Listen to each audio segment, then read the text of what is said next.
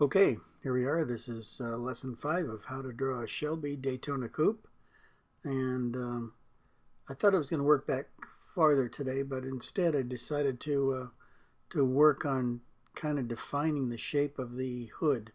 And the reason is it's got a lot of different things going on. Not only the white stripes on it, but it's got the fenders that rise up above the center, of course.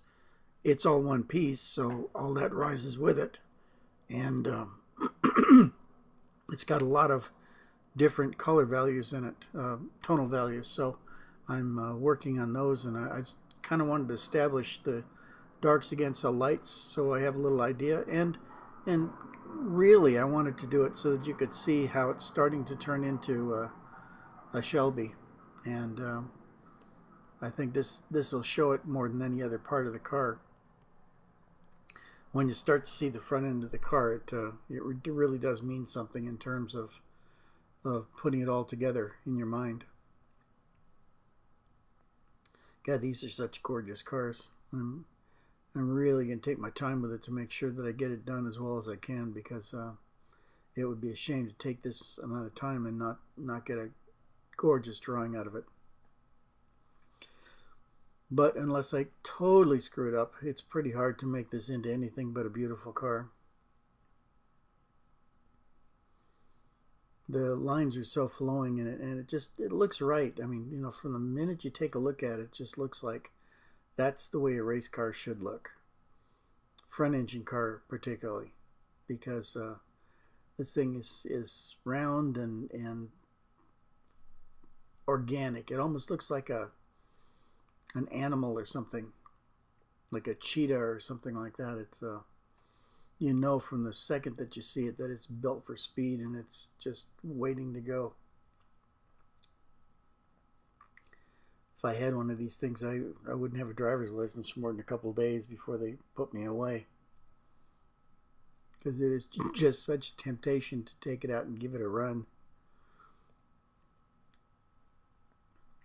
Anyway, as you can see here, I'm working quite a bit off the photograph, but there are places that I'm going to enhance too. And the reason I'm going to do it is to pump up the drama in the picture a little bit. And I want to make it so that it looks as cool as I can make it. And if it doesn't look cool, it's not because the car isn't cool, it's because my drawing of it isn't.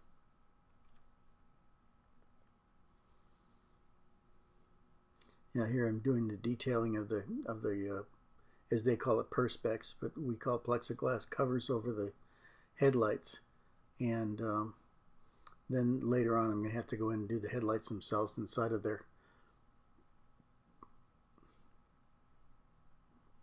But you can see now it is starting to take on the shape that we're looking for, and it is just going to be great.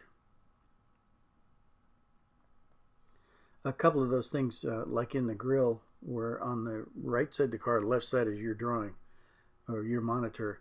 The white part that's right next to the white stripes on the side between the grill and the light, that actually is too light, but I left it in there just so I wouldn't get confused and darken it up so much that you can't see the difference in there. I have to leave that kind of light so there's a line of demarcation between the grill and the front of the car.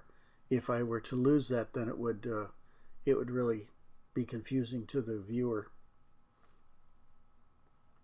And that's what you do with a lot of this. We're not taking a photograph here, we're actually building a drawing. So the thing about it is we have to make sure that we do a good job with it, and that everything makes sense, and nobody has to ask you later, point to something and say, what is that? You want to give a good explanation of everything in your drawing, and you want to do it in such a way that people know exactly what it is you're trying to do. But I think so many people know what this car looks like that you're not going to have too many people, probably, unless they're maybe real young or something like that, that would not know what one of these is like. Certainly classic sports car guys and endurance racing guys know exactly what this car is. And the fact that they've brought it back again, that this is a continuation of the Shelby cars, just makes it so much better that you own a piece of history that is just amazing. This car was, for its time, was just a world beater. I mean, it was just terrific.